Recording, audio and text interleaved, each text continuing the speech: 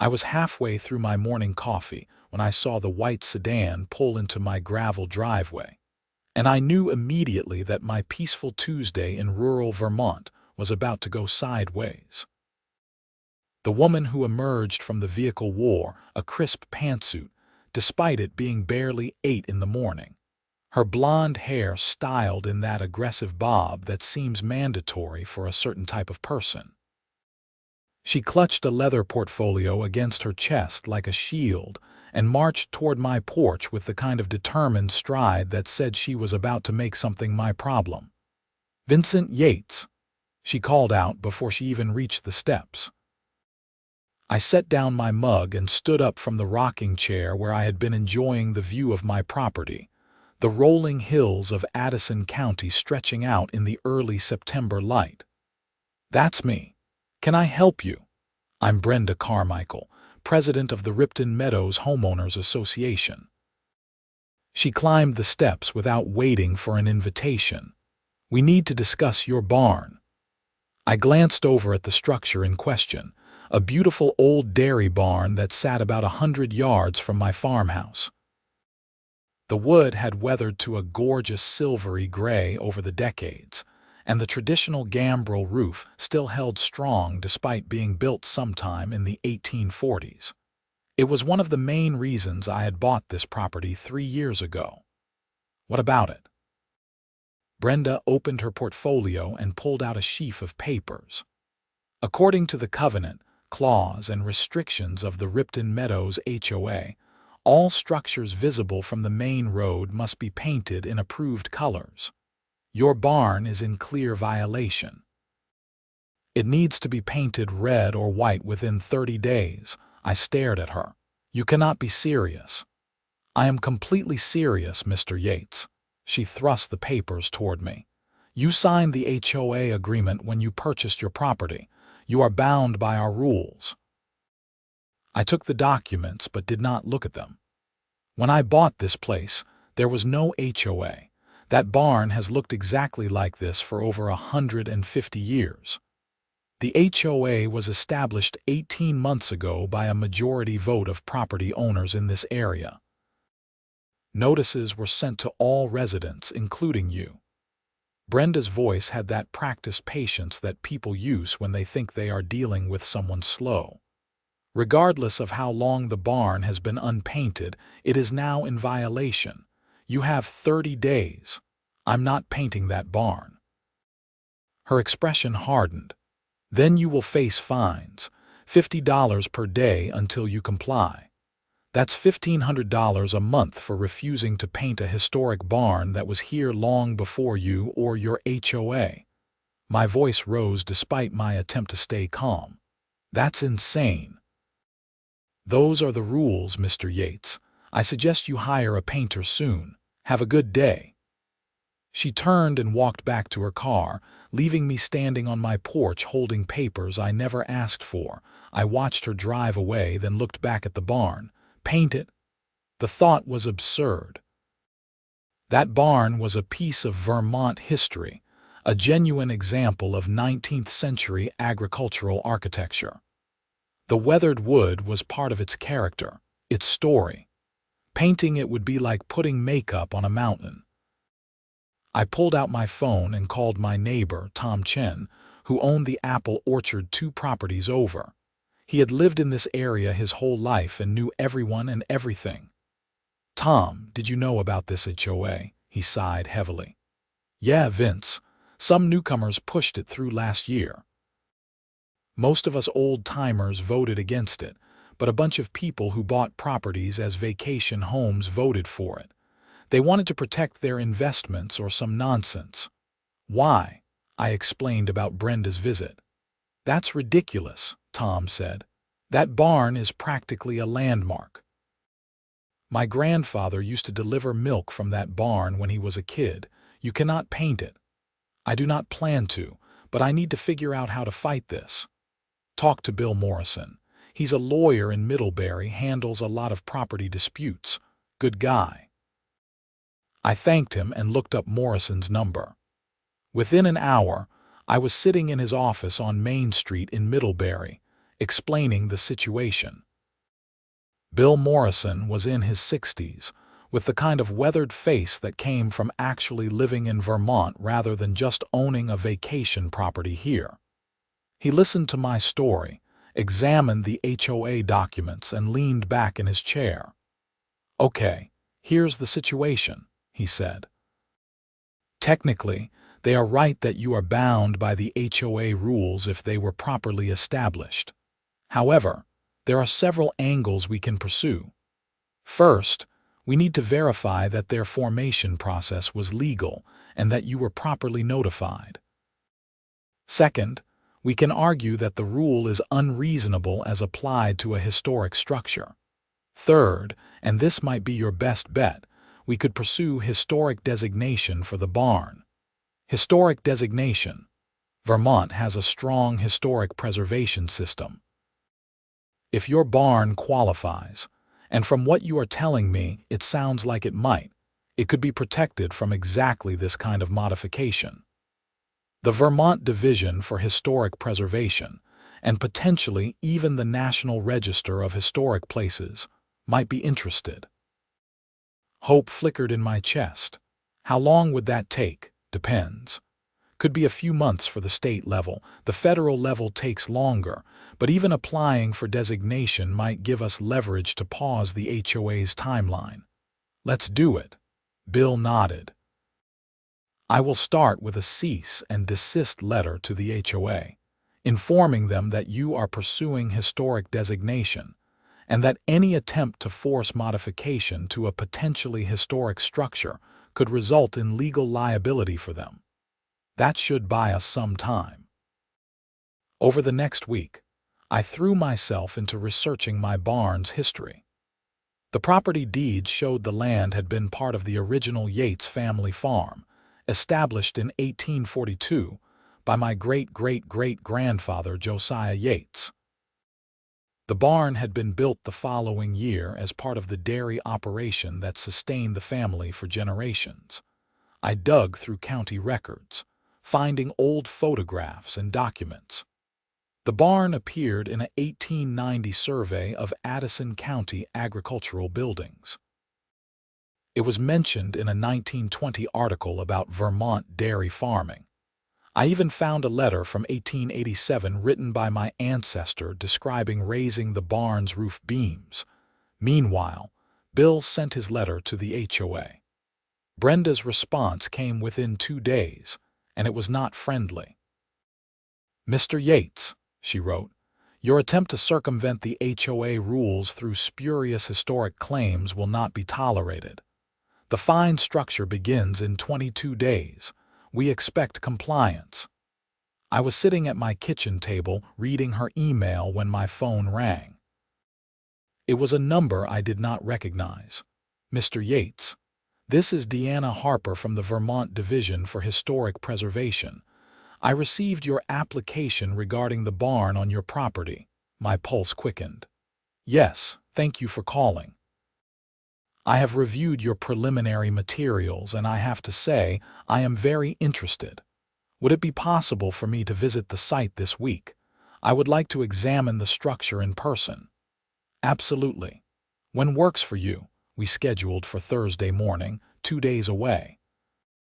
I spent the intervening time cleaning up around the barn, not changing anything, but making sure the assessor would have clear access.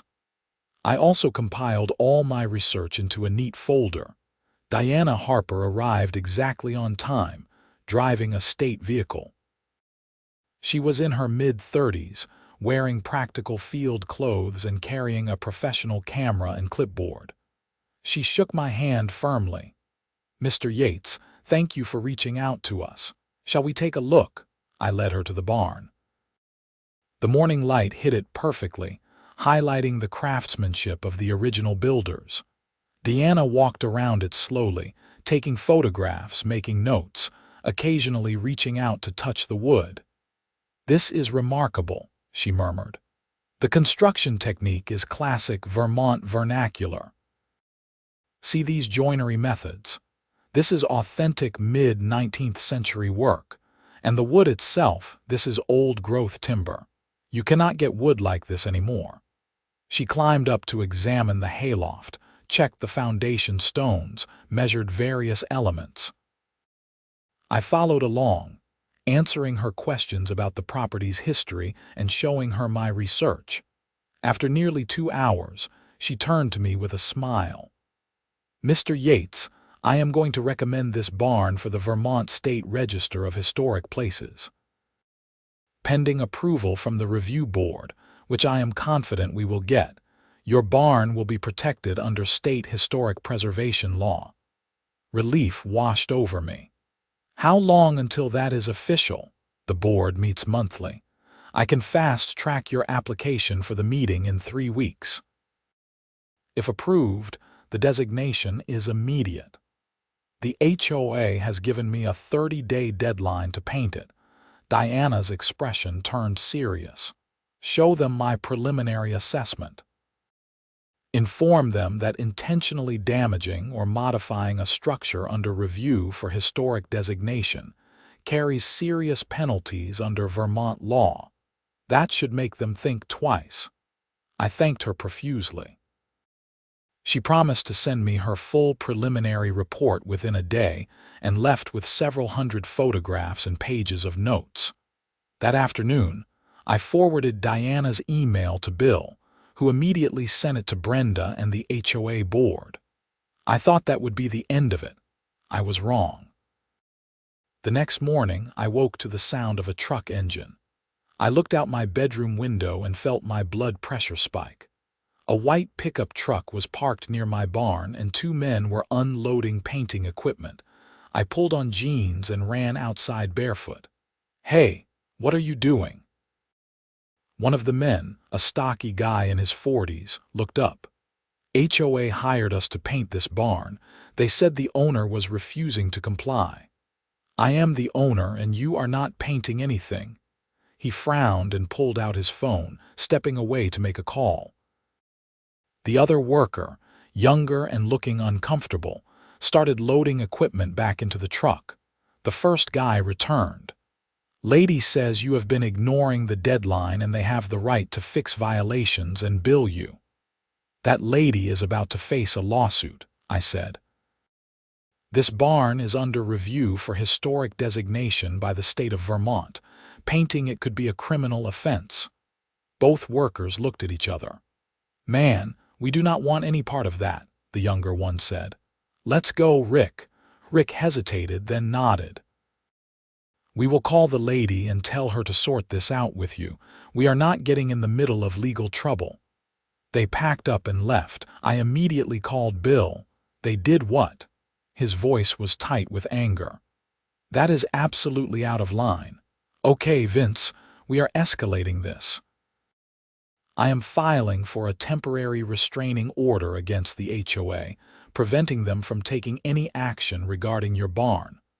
I am also going to threaten them with a lawsuit for attempted destruction of historic property." "Do it." Things moved quickly after that. Bill got the restraining order within 24 hours. Brenda responded with a furious letter claiming I was abusing the legal system and that the HOA would pursue maximum fines and legal action. The situation had become war. The HOA board met the following Tuesday, and I was invited to attend. Bill advised me to go, if only to make our position clear. The meeting was held at the Ripton Town Hall, a small building that smelled like old wood and photocopier toner. About 20 people were scattered in folding chairs. I recognized a few neighbors. Brenda sat at a table in front with 4 other board members, all of whom looked like they had come from the same catalog of affluent retirees and vacation homeowners. Brenda called the meeting to order and quickly moved to old business, which apparently meant me. "As you all know, we have a resident who is refusing to comply with our community standards," she began. "Mr. Yates has been instructed to paint his barn, which is visible from Route 125 and is currently an eyesore that brings down all of our property values." An eyesore. I could not help myself. That barn is a piece of Vermont history. "You are not recognized to speak, Mr. Yates." Bill stood up.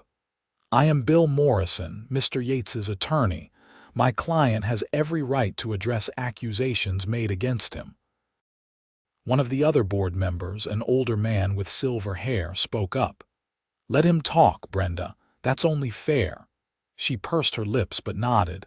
I stood. "That barn was built in 1843 by my ancestors. It has been in my family for generations.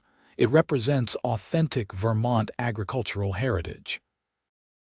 The Vermont Division for Historic Preservation is currently reviewing it for state historic designation, which would protect it under law. Painting it would destroy its historic integrity." "Oh, please," Brenda said. "It is an old barn. There are thousands of old barns in Vermont." "What makes yours special?" "The fact that it is authentic, unmodified, and represents a specific construction technique from the mid-1800s. Bill interjected. "The State Preservation Office has already issued a preliminary recommendation for designation. If this HOA forces any modification to that structure, you will all be personally liable for destruction of historic property." Murmurs ran through the small audience. One woman in the back raised her hand. "Brenda, I did not join this HOA to get sued." "Maybe we should wait and see what the state says." "The state has no authority over HOA regulations," Brenda snapped. "Actually, state historic preservation law supersedes HOA covenants," Bill said calmly. "I have the case law right here if you would like to review it." Another board member, a woman in her 50s, leaned toward Brenda and whispered something. Brenda's face reddened, but she nodded. "We will table this matter until the state makes its determination," Brenda finally said through gritted teeth. "But if your application is denied, Mr. Yates, we will expect immediate compliance. And if it is approved, we expect immediate cessation of all harassment," Bill countered. The meeting moved on to other business, complaints about lawn height and fence colors. I left feeling like I had won a battle, but not the war. 3 weeks passed. Deanna called me on a Wednesday afternoon, and I could hear the smile in her voice. "Mr. Yates, congratulations. The review board unanimously approved your barn for the Vermont State Register of Historic Places. You should receive the official documentation within a week, but the designation is effective immediately as of this morning." I actually pumped my fist in the air. "Thank you so much, Deanna. This means everything. I am also recommending the barn for evaluation for the National Register of Historic Places," she added.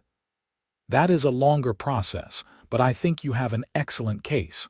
It is a really special structure, Mr. Yates. I am glad we can help protect it." I called Bill immediately, and he called the HOA. Then I emailed Brenda directly, attaching the state's official notification. Her response came an hour later. "This is not over." I should have paid more attention to that. 2 days later, I was in town buying supplies when I ran into Tom from the orchard. He looked worried. "Vince, I heard something you should know about. Brenda's been talking to people, trying to get support to challenge your historic designation." "On what grounds?" "I do not know the details, but she is also complaining to anyone who will listen that you are ruining property values. She has got some of the vacation home people all riled up." I thanked him for the warning but tried not to worry too much. The barn was protected now. What could she really do? I found out the following week when I received a certified letter from the HOA. They were fining me $5,000 for ongoing violations of community standards unrelated to the barn. According to their letter, my gravel driveway did not meet specifications, my lawn was not maintained to standard, and I had not submitted my house paint color for approval despite it being visibly faded. I took photos of everything. My driveway was perfectly functional. My lawn was mowed regularly. My house had been painted 5 years ago and looked fine. This was pure retaliation. Bill filed a harassment complaint and sent a strongly worded letter threatening legal action. The HOA responded by claiming all violations were legitimate and began formal collections proceedings for the fines. This went on for another month. Every week brought a new violation notice. My mailbox was not the right color. My outdoor lights were not approved fixtures. I had firewood stacked too close to the property line. Each complaint was petty and vindictive, and each came with hundreds of dollars in fines. I documented everything and refused to pay. Bill assured me we had a strong case for harassment, but he also warned me this could drag on for months. Then, in early November, everything changed. I was replacing a section of fence when a car pulled up. A woman in her 60s got out, wearing a long coat against the autumn chill. She had kind eyes and an official-looking badge hanging from her neck. Mr. Yates. I am Patricia Coleman from the National Park Service. I am here about your barn. My heart skipped. Please come in. Would you like some coffee? We sat in my kitchen, and she spread out papers on the table. Miss Harper from the state office recommended your barn for the National Register. I have been reviewing the documentation, and I wanted to see it in person before making my recommendation to the keeper of the register. I walked her through everything I had shown Deanna, plus additional research I had completed.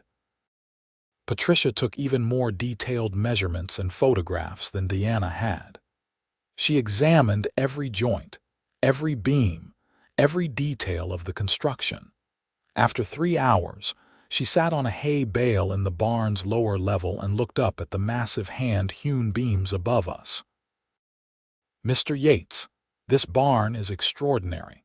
Not only is it an excellent example of mid-19th century Vermont dairy barn construction, but the fact that it has been continuously owned by the same family who built it makes it even more significant. The level of preservation is remarkable. So you think it qualifies? I think it absolutely qualifies.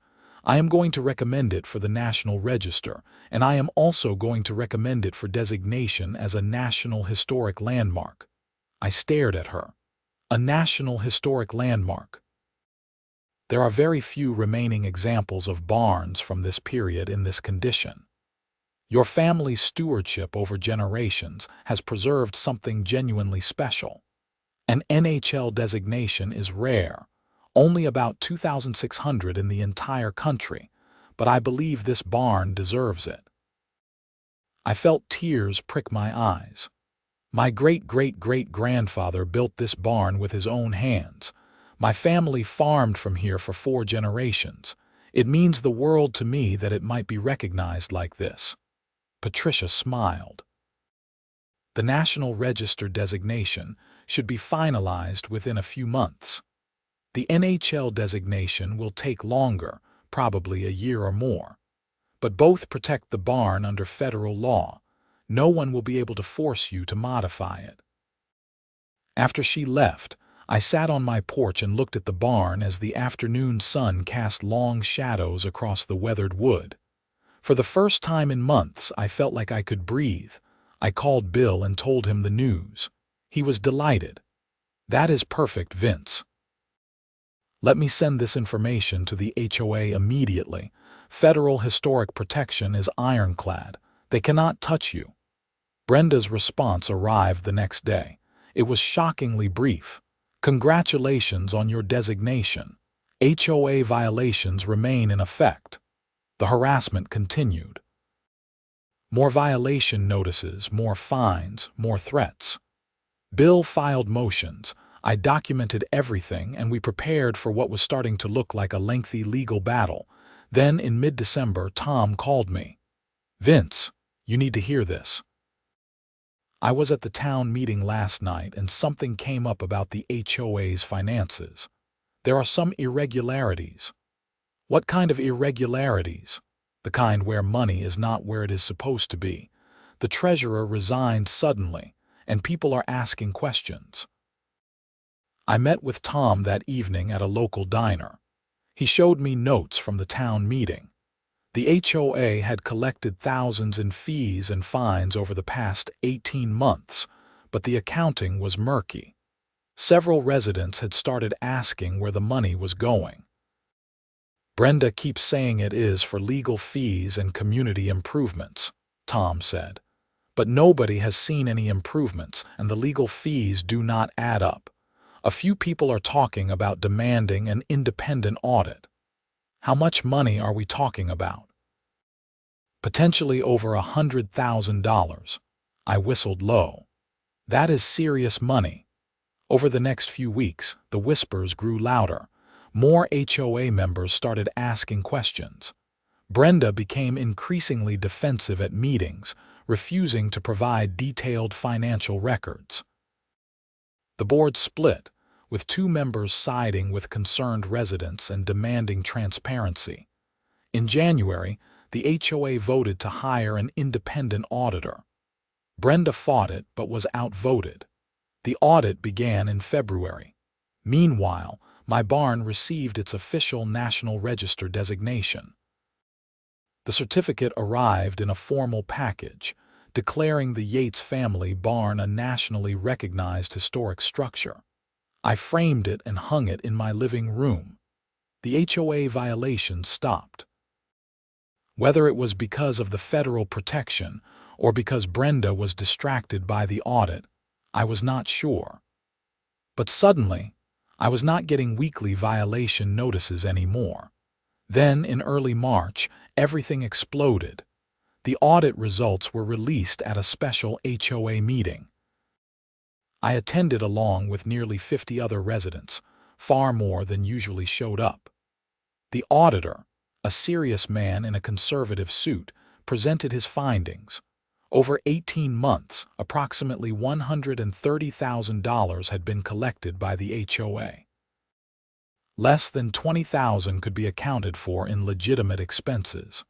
The rest had been transferred to various accounts, many of which were controlled solely by Brenda. The room erupted. People were shouting, demanding explanations. Brenda sat stone-faced at the front table, refusing to speak. "This is embezzlement," someone yelled. "We need to call the police." One of the board members, the silver-haired man who had spoken up at my first meeting, stood up. "I am calling for an immediate vote to remove Brenda Carmichael from the board and to report this matter to the Vermont Attorney General's office." The vote was unanimous among those present, excluding Brenda, who stormed out of the meeting. Within a week, the Vermont Attorney General's office opened an investigation. State police detectives interviewed dozens of HOA members, including me. I provided documentation of all the violations I had received, the fines demanded, everything. The investigation moved quickly. Brenda had not been particularly sophisticated in her theft. She had been siphoning HOA funds into personal accounts, using the money for everything from vacations to home renovations. She had also been pocketing fine money that she collected from residents, money that never made it into the HOA's official accounts. In April, Brenda Carmichael was arrested and charged with multiple counts of embezzlement, fraud, and theft. The amount was ultimately calculated at over $140,000. I was working on my vegetable garden when Tom came by to tell me the news. We stood looking at the barn together, its weathered wood glowing in the spring sunshine. "She really wanted you to paint that barn," Tom said. "She really did. Imagine if you had. All that history destroyed because of an HOA rule made up by someone who was stealing from everyone anyway." I shook my head. I could not have done it. Even if I had not known about the theft, even if I had lost the fight with the HOA, I could not have painted it. This barn is part of my family, part of Vermont. Some things are worth fighting for. The legal proceedings against Brenda took months. She initially tried to claim the money was for HOA expenses, but the evidence was overwhelming. In September, she pled guilty to multiple felonies and was sentenced to 4 years in prison and ordered to pay full restitution. The HOA itself underwent major changes. New leadership took over, and they immediately began the process of dissolving the organization. The covenants, clauses, and restrictions were challenged in court, and a judge ruled that many of them were overly restrictive and had been imposed without proper legal procedure. The HOA was essentially dismantled, returning control to individual property owners. All the fines that had been assessed, including the thousands of dollars I supposedly owed, were nullified. In October, I received another official notification. The National Park Service had completed its evaluation, and the Yates family barn had been designated a National Historic Landmark. The ceremony was held on a brilliant autumn day, with state and federal officials present, along with what seemed like half the county. Deanna Harper was there, beaming with pride. Patricia Coleman gave a speech about the barn's significance. Local historians talked about its place in Vermont's agricultural heritage. News cameras recorded everything. I stood next to the barn that my great-great-great-grandfather had built with his own hands, surrounded by friends and neighbors, and felt a profound sense of gratitude, not just for winning the fight, but for having something worth fighting for in the first place.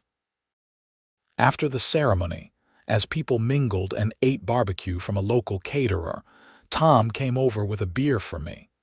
"So what are you going to do with a National Historic Landmark barn?" I laughed. "Same thing my family has been doing for nearly 200 years. Take care of it and pass it on to the next generation. You have kids I do not know about." "No, but I have nieces and nephews. Someday this place will be theirs. And they will know the story of how we almost lost it to an HOA president who wanted everything painted and tidy, who could not see the value in weathered wood and history." The sun was setting, painting the sky in shades of orange and purple.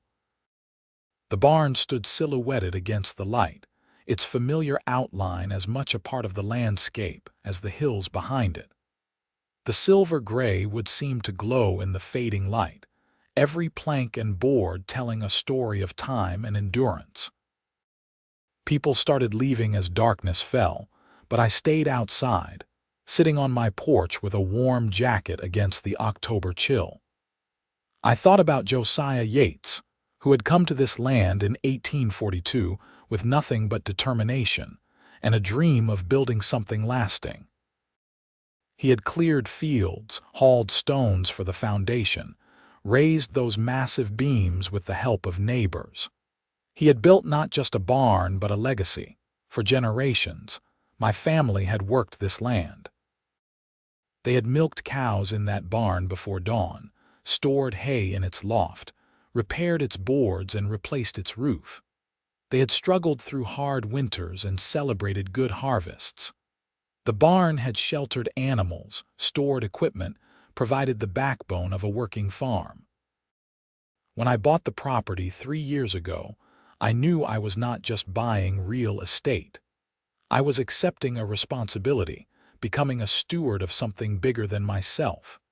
The barn was not mine in any permanent sense. I was just another link in a long chain, one more caretaker in a succession that stretched back almost 2 centuries.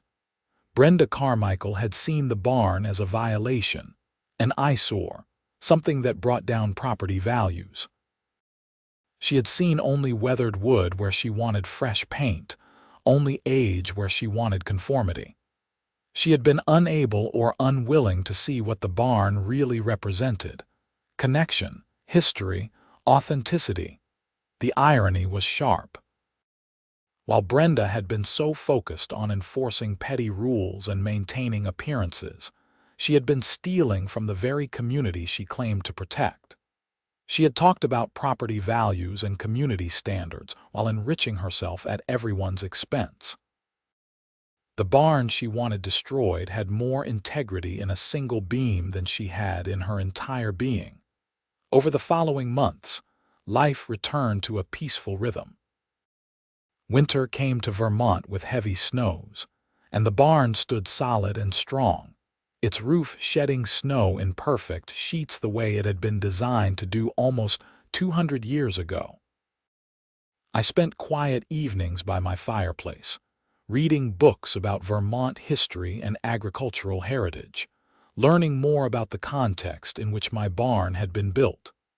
I discovered that the 1840s had been a time of massive expansion in Vermont dairy farming.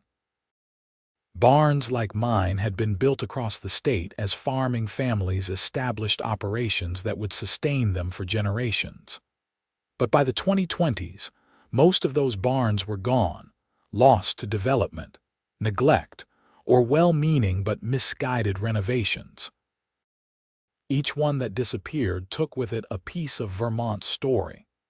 The National Historic Landmark designation brought unexpected attention. Historians contacted me asking to study the barn's construction techniques. Architecture students came to document the joinery methods. A documentary filmmaker spent a week filming and interviewing me about the barn's history and my fight to protect it. In February, Vermont Public Radio ran a feature story about the barn and the HOA battle. The story went viral, picked up by national media. Suddenly, I was being interviewed by reporters from across the country, all wanting to hear about the HOA president who tried to force a man to paint a national historic landmark. The story resonated with people. I received hundreds of emails and letters from folks across America who had their own HOA horror stories, their own battles against petty rules and power-hungry board members.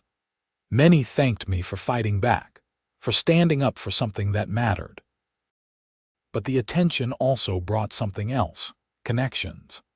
I heard from distant relatives I had never known existed, other descendants of Josiah Yates, who had spread across the country over the generations.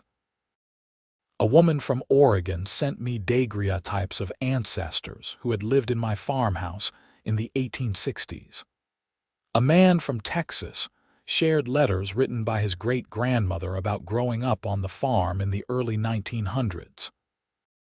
Each connection enriched my understanding of the property and deepened my sense of responsibility for it. This was not just my barn. It belonged to all these people in some way, a touchstone to their own family histories. In April, the one-year anniversary of Brenda's arrest, I hosted a gathering at my property. Former HOA members came, along with Tom and many other neighbors. Deanna Harper from the State Preservation Office, Patricia Coleman from the National Park Service, and Bill Morrison, whose legal work had been crucial to protecting the barn. We set up tables in the yard, potluck style, and people brought everything from casseroles to pies. Kids ran around playing while adults talked and laughed. Someone brought a guitar, and there was music as the afternoon turned to evening. Bill raised a glass of wine. To Vincent, for having the courage to stand up for what matters. To the barn, I countered, for being worth fighting for. Everyone drank to that. As people were leaving, Deanna pulled me aside. "Vincent, I want you to know that your barn has become an important case study for us. We are using it in our training materials to show preservation officers what authentic mid-19th century construction looks like. But more than that, we are using your story to help other property owners understand their rights when it comes to protecting historic structures." I am glad something good came out of all that stress. More than you know. Since your story went public, we have seen a significant increase in applications for historic designation. People are realizing they have options, that they do not have to just accept whatever an HOA demands. You have made a real difference. After everyone left and I was cleaning up, I found myself walking out to the barn in the twilight. I went inside, breathing in the familiar smell of old wood and hay dust. I ran my hand along one of the massive beams, feeling the adze marks left by whoever had shaped this timber in the early 1840s. Some unknown craftsman had swung that adze, had shaped this beam by hand, had taken pride in his work.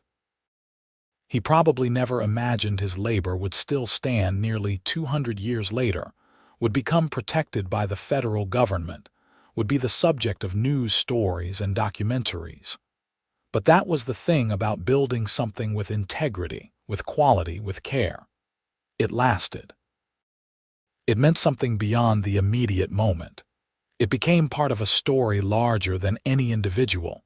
I thought about Brenda, sitting in prison, her reputation destroyed, her life ruined by her own greed and small-mindedness. She had wanted control, conformity, the appearance of order. She had been willing to destroy history for the sake of a rule she had made up. And in the end, all her scheming had amounted to nothing but her own downfall. Meanwhile, the barn stood. It had survived nearly 2 centuries of weather and use. It had survived changing economies and the decline of family farming. It had survived my own crisis of whether to stand and fight or to give in and paint it. And it would survive long after I was gone, protected now by law and by the recognition of its true value. As spring progressed into summer, I started a new project. With help from a local contractor who specialized in historic preservation, we began carefully restoring some of the barn's less visible elements. We replaced a few foundation stones that had cracked, repaired some boards that had rotted, reinforced a section of the loft floor. All the work was done using period-appropriate materials and techniques, documented and approved by the Preservation Office. The work was slow and expensive, but it felt right. This was proper stewardship, maintaining the barn's integrity while ensuring it remained structurally sound for generations to come. One afternoon in July, a young couple pulled into my driveway. They were from Burlington, they explained, and had read about the barn online. They were thinking of buying an old farmhouse themselves and wanted advice. I gave them a tour of the barn, explained its history and construction, told them about the fight with the HOA and the historic designation process. They listened intently, asking thoughtful questions. "The thing is," the young woman said, "we love the idea of preserving something historic, but it is intimidating. What if we make mistakes? What if we cannot afford proper restoration?" I understood her concern. "Here is what I have learned," I said. "You do not have to be perfect. You just have to care and to try and to think long-term. The people who built these places were not trying to create museum pieces. They were building things to be used to last, to serve their families and their communities. Respect that intention. Maintain what they built. Do not change things just for the sake of change or convenience." "But what about things like HOA rules?" the young man asked. "What if we buy a place and run into the same problems you did? Do your research before you buy. Understand what restrictions apply. And if you find something truly historic, something worth protecting, do not be afraid to fight for it. There are laws to protect historic properties, and there are people who will help you. You are not alone." They thanked me and left, and I hoped I had encouraged rather than discouraged them. We needed more people who valued old buildings, who understood that history was not just something in books, but something you could touch, something you could live with. In August, I received word that Brenda was being released early from prison for good behavior. She had served just over a year of her 4-year sentence. The news bothered me initially, feeling like insufficient justice. But then I realized it did not really matter. Brenda's punishment was not just the prison time. It was the loss of her reputation, her standing in the community, her ability to wield power over others. She would be a convicted felon for the rest of her life, and everyone would know what she had done. Meanwhile, my barn was a National Historic Landmark, protected forever, celebrated and studied and valued. That was the real victory. I never saw Brenda again. I heard through Tom that she moved away from Vermont entirely, relocating to Florida or Arizona, somewhere far from the scene of her crimes and humiliation. I did not wish her ill, but I did not waste energy thinking about her either. She had been an obstacle, a challenge to overcome, and I had overcome it. That chapter was closed. Fall came again, my favorite season in Vermont. The hills blazed with color, and the barn looked especially beautiful framed by red and gold foliage. Photographers came regularly to take pictures, and I always welcomed them. I wanted people to see the barn, to appreciate it, to understand what had almost been lost. On a cool October morning, exactly 2 years after the barn's NHL designation ceremony, I sat on my porch with coffee and watched the sun rise behind the barn. Mist hung in the valleys, and the air smelled of wood smoke and fallen leaves. My phone rang. It was a number I did not recognize, but I answered anyway. "Mr. Yates, this is Kevin Bradford from the Vermont Department of Education. I am calling to ask if you would be willing to host school field trips to your barn. We are developing a curriculum about Vermont agricultural history, and your barn would be a perfect teaching site." I smiled. I would be honored. Over the next few months, we worked out the details. Starting the following spring, schools from around Vermont would bring students to visit the barn. They would learn about 19th century farming, construction techniques, family history, and the importance of historic preservation. I would give tours, answer questions, share the stories. The first group came on a bright May morning, 4th graders from a school in Rutland. They tumbled out of the bus chattering and excited, and their teacher, a young woman named Sarah, worked to organize them into a group. "Okay, everyone, this is Mr. Yates, and this is his very special barn. Let us be respectful listeners." I led them inside, and their voices echoed in the high space. I showed them the hand-hewn beams, explained how the barn had been built without power tools or modern machinery. I told them about Josiah Yates and the generations of family who had worked here. I told them about the HOA fight and why protecting history matters. They asked wonderful questions. How much did a cow eat? Where did they keep the milk? Did I have any animals now? Could they climb in the loft? Why did someone want to paint it? That last question came from a small girl with serious eyes and braids. "Well," I said, "the woman who wanted me to paint it thought old things should look new." She did not understand that sometimes the old, weathered look is part of what makes something beautiful and special. She wanted everything to match and look the same. "That is silly," the girl said. "Old things are cool," I laughed. "I think so too." After the students left, Sarah lingered for a moment. "Thank you so much for doing this. A lot of these kids have never really thought about where things come from or how people lived in the past. Seeing this barn, hearing your passion for it, that is going to stick with them." "I hope so," I said. "If even a few of them grow up caring about preservation and history, it will be worth it." More school groups came throughout the spring. Each one was different, each brought new questions and perspectives. I loved it. The barn was not just sitting empty anymore. It was serving a purpose, teaching and inspiring, continuing to contribute to the community as it had for nearly 200 years. In June, I got a call from a colleague of Patricia Coleman. The National Park Service was creating a traveling exhibit about national historic landmarks in rural America, and they wanted to feature the barn prominently. Would I be willing to loan some family artifacts and photographs? Of course I agreed. The exhibit opened that fall at the Smithsonian, then traveled to museums around the country. Millions of people saw images of my barn, learned its story, understood what had almost been destroyed by an HOA's petty rules. Life settled into a pattern that felt right. I worked on the property, maintaining the barn and the land.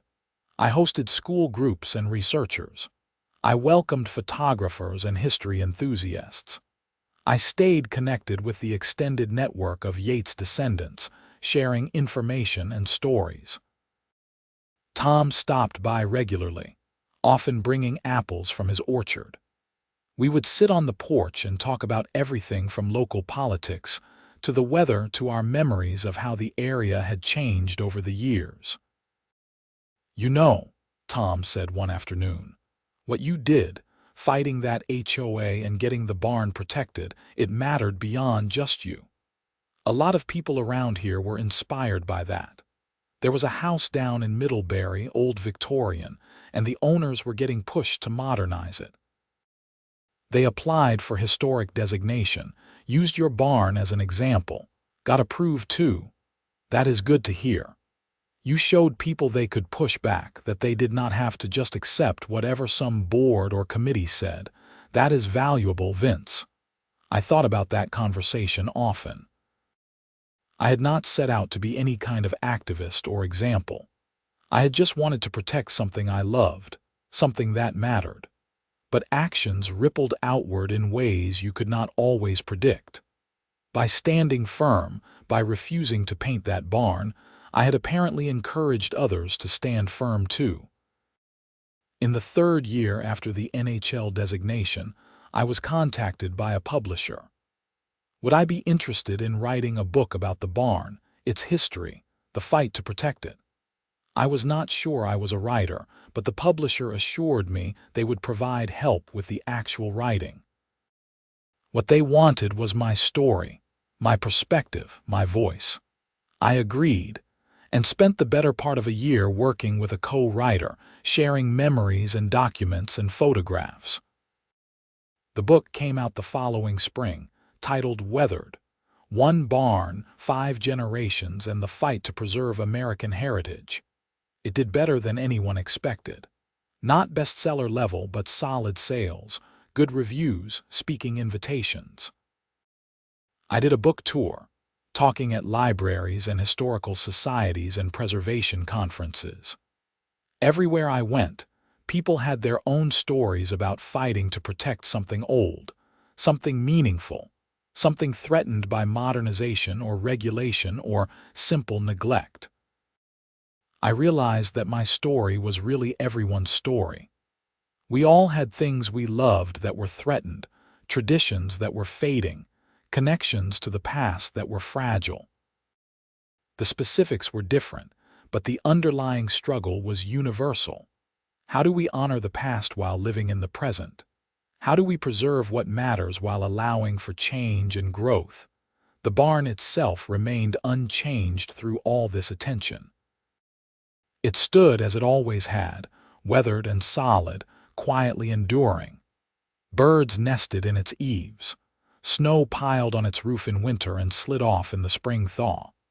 The wood continued its slow process of aging, growing slightly grayer each year, each season adding another thin layer to its story. I turned 50 during this time, a milestone that made me reflective. Half a century was not nothing, but it was also just a fraction of the barn's life. The barn had stood for almost 200 years. With proper care, it would stand for at least another 200. I was just one brief caretaker in that long span. That thought was both humbling and comforting. Humbling because it reminded me how small my role really was. Comforting because it meant the barn was bigger than me, bigger than Brenda, bigger than any individual. It would outlast us all. I started thinking seriously about succession planning. I had no children, but I had nieces and nephews who had visited over the years. One nephew, Marcus, had always been particularly interested in the property. He was in his 20s now, finishing graduate school in environmental science. I called him and asked if he wanted to come spend a week with me, talking about the future. He arrived in July, and we spent long days working on the property and longer evenings talking on the porch. "Uncle Vince, I have always loved this place," Marcus said. "But I do not know if I could take care of it the way it deserves. I do not know as much about the history, about preservation techniques, about all the things you know." "I did not know those things either when I moved here," I told him. "I learned because I needed to, because I cared enough to learn. You have that same care in you, I can see it. What if I mess it up? What if I make the wrong decisions? Then you will fix them, or the next person will. Marcus, the barn has survived almost 200 years. It has survived good caretakers and probably some not so good ones. It has survived because it was built well and because enough people cared enough to maintain it. You are one of those people who cares. That is what matters most." We spent the week going over everything: maintenance schedules, contacts for preservation specialists, the financial arrangements, the legal protections in place. By the end, Marcus was excited rather than intimidated. "I want to do this," he said. "Not right away, but maybe in a few years when I am more established. I want to keep the barn in the family, keep it protected." That is all I needed to hear. As Marcus left, I felt a weight lift. The future was secured. The barn would continue to be loved and maintained. The story would go on. That fall, 5 years after Brenda's initial visit to my porch, Vermont Public Radio did a follow-up story.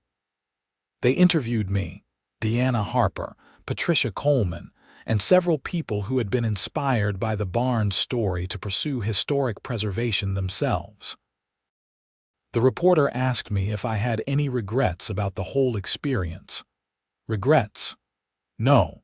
It was stressful, it was expensive, it was frustrating, but it led to the barn being protected at the highest level possible. It connected me with amazing people and helped me understand my responsibility as a steward of this place. I would not change any of it. What about Brenda Carmichael? Do you ever think about her? Honestly, rarely. She was a problem that got solved. I do not waste energy on anger or bitterness. I am too busy being grateful for what I have. That interview aired during Thanksgiving week. I listened to it while preparing dinner, a small gathering with Tom and a few other neighbors. After it finished, Tom raised his glass. To Vince, for protecting the barn. And to the barn itself, for being worth protecting. We drank to that, and I looked out the window at the barn silhouetted against the late autumn sky. Worth protecting indeed. The years continued to pass in that pleasant rhythm of rural life. Seasons changing, maintenance tasks cycling, visitors coming and going. The barn stood through it all, a constant presence, a connection to the past, a promise to the future. I kept hosting school groups, kept working with preservation organizations, kept telling the barn's story to anyone who wanted to hear it. Each telling reinforced my own understanding of why it mattered, why the fight had been worthwhile. On the 10th anniversary of Brenda's visit, I stood on my porch at the exact spot where she had handed me those HOA papers and demanded I paint the barn. A decade had passed. The barn was a National Historic Landmark. Brenda was a convicted felon living somewhere far away. The HOA was long dissolved, and I was still here, still caring for this place, still grateful every day for the privilege. I thought about all the ways things could have gone differently. I could have given in, painted the barn, destroyed its historic integrity. I could have sold the property when the fight got too hard, walked away. I could have let anger and frustration consume me, but I had not done any of those things. I had stood firm, fought smart with good legal help, and protected something that deserved protection. In doing so, I had discovered a purpose deeper than I had expected, a connection to history and community that enriched every aspect of my life. The barn had saved me as much as I had saved it. As the sun set that evening, painting the sky in those brilliant colors that Vermont does so well, I walked out to the barn one more time. I stood in the doorway, looking up at those massive beams, and I made a promise. "I will keep you safe," I said softly, "for as long as I am able. And then I will pass you on to someone who will do the same. Your story is not over. It is just getting started." The barn stood silent, as it always had, as it always would. But I felt certain in that moment that it understood.